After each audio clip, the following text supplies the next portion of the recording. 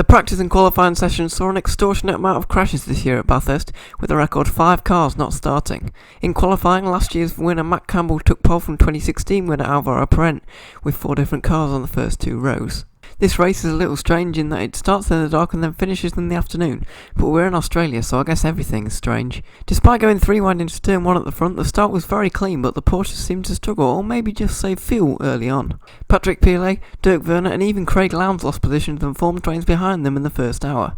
Ben Barnicoat in the McLaren made a just about clean move on Maxi Buch for the lead 20 minutes in, and it was a good investment because he was able to create an immediate 2-second gap. Most of the leaders came in on lap 33, but Pilet managed an extra 3 laps, which lost them a position but put them in a great fuel situation. A safety car came out just after the stop, so nobody came in, but the ensuing green flag run was very short, with another caution following just 15 minutes later. The leading McLaren came in, but surprisingly many of the other teams stayed out, so new driver Parent had to restart from 17th. Maxi Buch made the strange decision to pit while everyone was bunched under the safety car, so they dropped even further back. Maxi Cots used the next green flag run to make a gap to the Bentley in second and then pit with 9.5 hours remaining. Unluckily for them, a safety car came out just afterwards, so they dropped down to 10th, while the early stopping Felipe Fraga and Parent got up to 1st and 4th. It was a Mercedes 1-2-3 on the restart, and meanwhile BMW showed us how important quick pit stops really are, as they fell off the lead lap repairing small damage. The Mercedes, McLaren and Bentley seemed to have an edge on everyone at that point in the race, but JP de Oliveira was providing ample entertainment behind,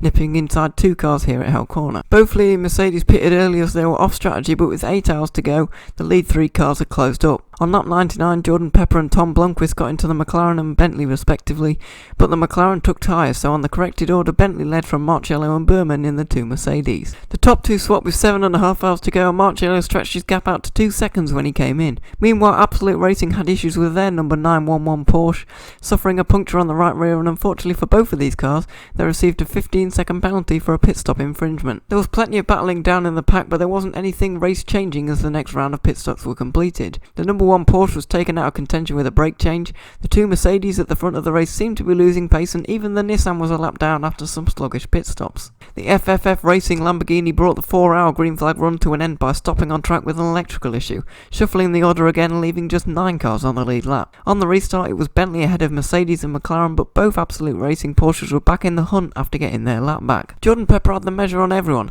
and by 4 hours to go he had an 11-second lead.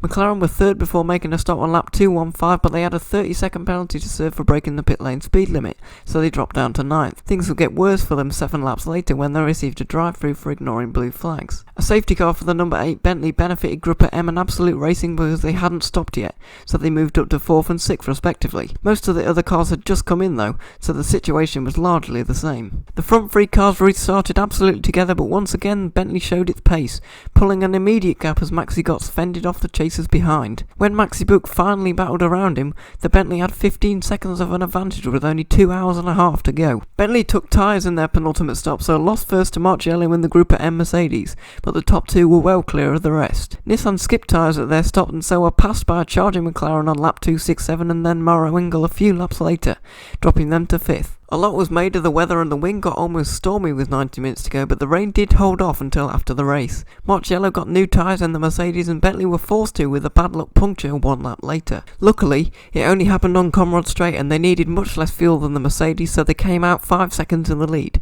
and when Marcello got past the Porsche with 55 minutes to go, the gap had grown to 7 seconds. Multiple cars had issues in the last hour, starting with the Nissan that had a brake change and Kraft Bamboo who had a puncture. The lead gap hovered around 6 seconds for a few laps, but it doubled in the space of 20 minutes before a puncture for the Mercedes in the chase dropped them down to 3rd. McLaren were promoted up to 2nd and then passed again by Marcello, but Grupper M were given a post-race penalty, meaning McLaren were 2nd and Triple 8 finished 3rd. Out front there was absolutely no catching Bentley, whose pure pace was enough to secure them their first Bathurst 12-hour win by a huge 41 seconds.